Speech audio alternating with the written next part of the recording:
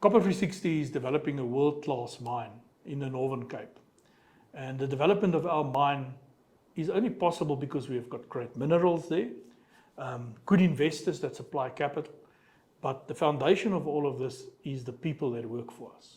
And you know, we support 4 communities in the area, and the people that we have in those communities are fantastic. And we've got the majority support of the communities for our development. They've seen that we've created a lot of jobs. There's been a lot of secondary spin-offs. We've created the School of Mining where we're doing skills transfers. And there's a lot of other initiatives we're running in terms of our social and labor plan. So the community is important to us, and we're important to them.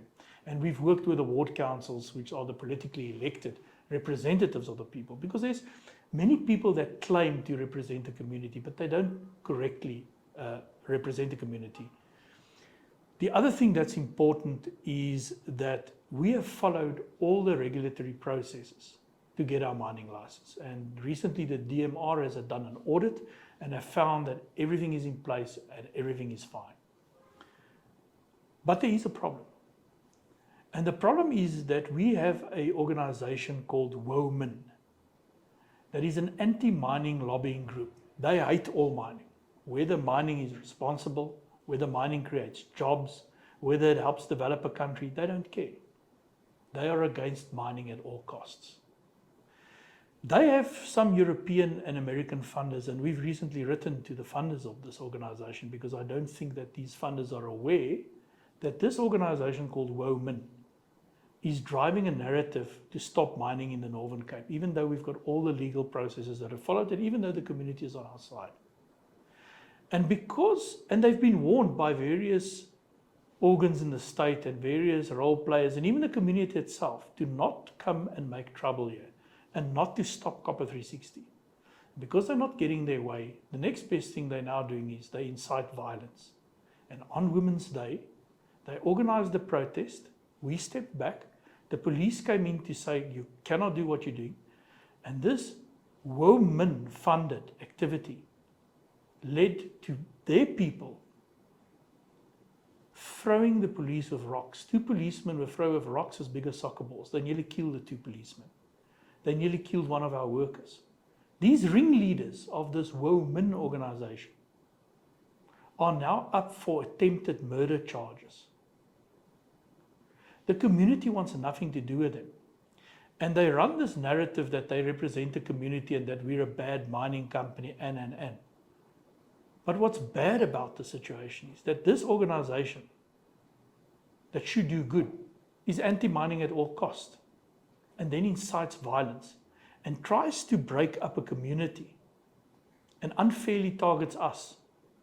And when they see that they're not getting momentum, because they're not getting momentum in the community or with the regulators, what do? They run to the media and run the narrative of bad mining company versus, you know, they do good for the community. Absolute nonsense. We have concrete video footage of this organization's people inciting the violence. Unrefutable. The police have unrefutable evidence. One of the people that belong to this organization said the day before this violence erupted, there will be a bloodbath tomorrow. Now, mining companies and communities sometimes are in conflict, but we've had such a good relationship in this area that we've always been able to sit down with the community and talk to them.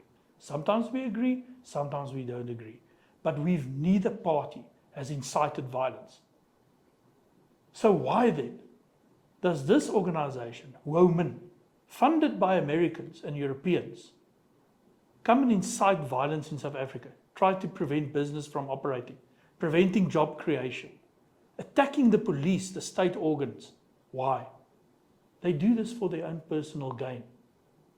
Because the more they do of this, the more funding they get. And I'm willing to talk about this in our companies, because it's time to call these people to order. We will do so. We've already started legal action. We are working with the community, and none of the big role players in the area will stop until this organization is correctly brought to book, or they stop their illegal and criminal activity. We cannot allow common criminals, and that's what they are, to come and stop all the good we want to do to build this country up.